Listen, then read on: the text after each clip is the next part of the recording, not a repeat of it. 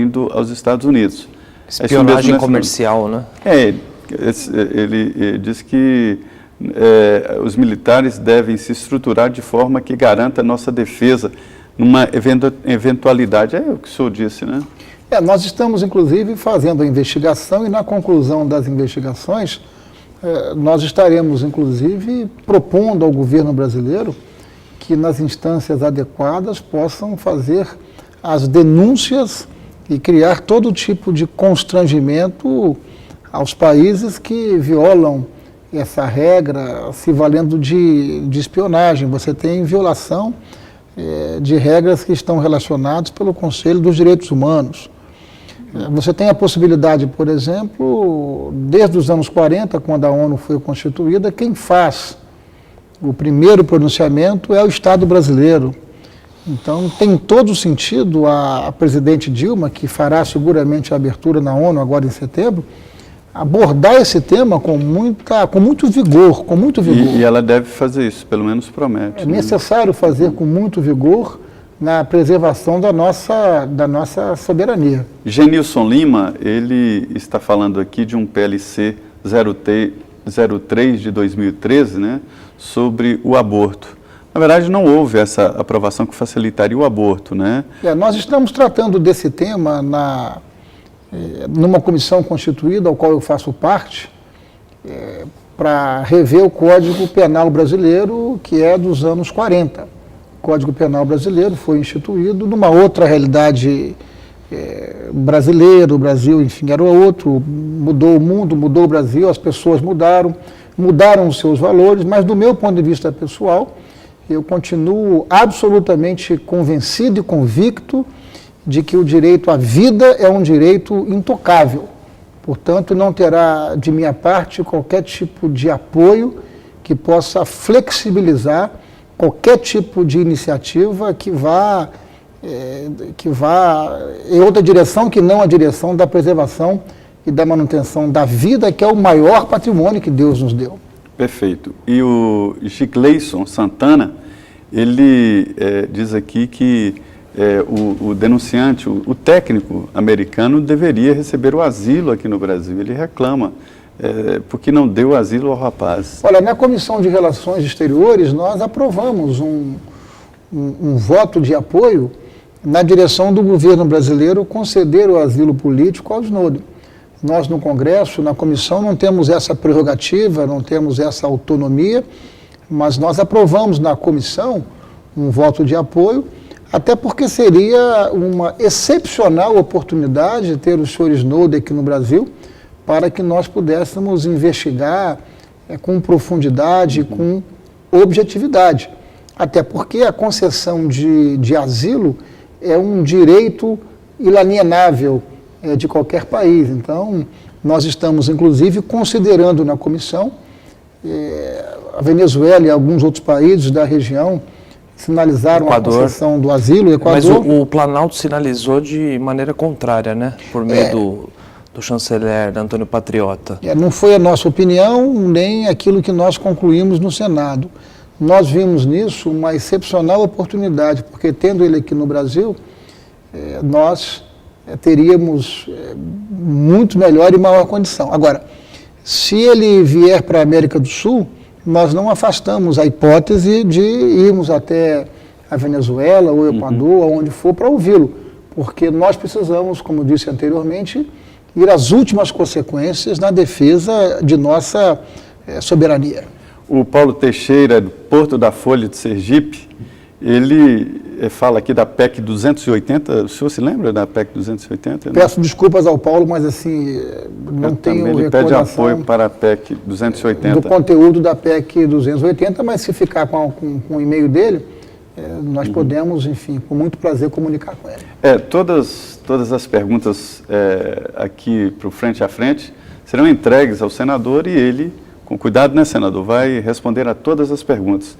Luiz Antônio Monteiro pergunta aqui, Luiz Antônio Monteiro, paz e bem, que não acredita que o Brasil faça algo, pois teme ao Estado americano, teme até a Bolívia e não dá importância à ciência e tecnologia. Aliás, senador, a Bolívia, ela se armou E uma vez eu conversei com o senador José Sarney, que entende muito de política externa, e ele temia uma corrida armamentista aqui na região, acabou não acontecendo, né? Pois bem, o Luiz Antônio Monteiro disse que o Brasil não teria como reagir. O Mercosul é um bloco que não se constituiu apenas por interesses comerciais e econômicos. Os interesses comerciais e econômicos na região, eles são muito importantes porque eles representam uma oportunidade de desenvolvimento, crescimento e assim por diante. Mas a realidade hoje dos países que compõem o Mercosul é uma realidade muito melhor, muito mais pacífica que foi anos atrás. Evidentemente que nós temos problemas e conflitos em algumas regiões, em algumas fronteiras. Mas eu acho que nós precisamos investigar, precisamos concluir essas investigações e nós precisamos ampliar os investimentos na proteção. Evidentemente que os investimentos não podem garantir que ainda assim esses segredos, que o sigilo das pessoas sejam violados. Mas você cria barreiras e a minha defesa é que ao fim e ao cabo, quando nós concluirmos esse processo, se chegarmos, enfim, a essas evidências que eu acho que estão mais que constatadas, não há outro caminho para o nosso país que não levar essa questão, que não representar, que não denunciar nos fóruns adequados essa espionagem absolutamente indevida que nós estamos, infelizmente, constatando no país. O Daniel Teixeira de Azevedo faz a mesma pergunta, a mesma observação, né? Se o Brasil tem realmente coragem para fazer um enfrentamento a nível de defesa aos Estados Unidos da América do Norte, seria de fato relevante. Na verdade, a gente hoje tem outros tipos de reação, não é só armas, né? Também denúncia internacional, né? São denúncias, são representações, são constrangimentos, esses constrangimentos todos batem direto à reputação e à credibilidade. Valem tanto quanto armas, né, senador? Eu não tenho dúvida disso. Outra pergunta aqui, senador, de José Cardoso, né? Aqui, José Cardoso. Ele diz que se o senhor não se sente constrangido de trabalhar sob o comando do senador Renan Calheiros, que está na pauta das manifestações que se procedem nas ruas e que vive do faz de conta, demonstra no Congresso para se sustentar no cargo, que prima pelos interesses do povo e, ao mesmo tempo, enche um avião do governo e vai fazer turismo na Bahia. Ele pergunta se o senhor não fica constrangido. Olha, eu estou sempre trabalhando muito focado nas minhas convicções e naquilo que eu acredito. Eu dou muito valor e acho que é fundamental que a população brasileira continue pautando o Congresso brasileiro, continue pautando a política nacional. Eu acho que nas últimas semanas nós demos uma demonstração cabal de que onde há vontade política, os avanços acontecem. Importantes matérias foram votadas, foram aprovadas, o plenário está funcionando.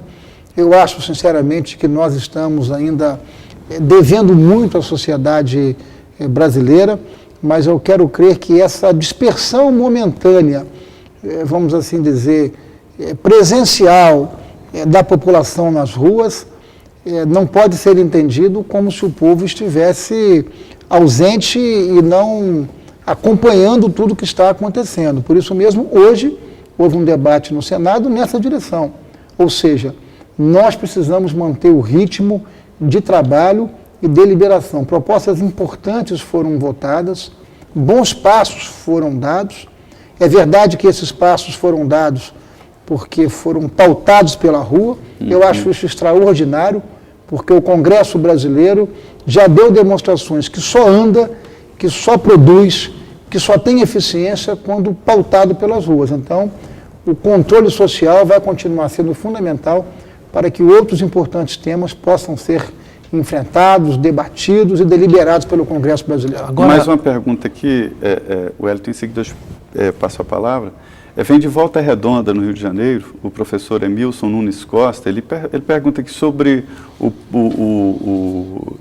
até que ponto legal e tecnicamente, a aprovação do marco legal da internet poder evitar essas espionagens, né? O projeto já foi aprovado no Senado, né? Não, e está na Câmara, projeto, né? O marco legal da internet. O projeto não foi votado pela Câmara. Aliás, aprovado no Senado, está na Câmara. Esse projeto é muito importante. Esse projeto define deveres e responsabilidades. Esse projeto ele estabelece um marco legal para que a internet continue sendo um ambiente absolutamente livre. Em nenhuma circunstância, qualquer tipo de intromissão, qualquer tipo de reserva, mas eu acho que a definição de um marco legal de deveres e responsabilidades, eu acho que é muito importância para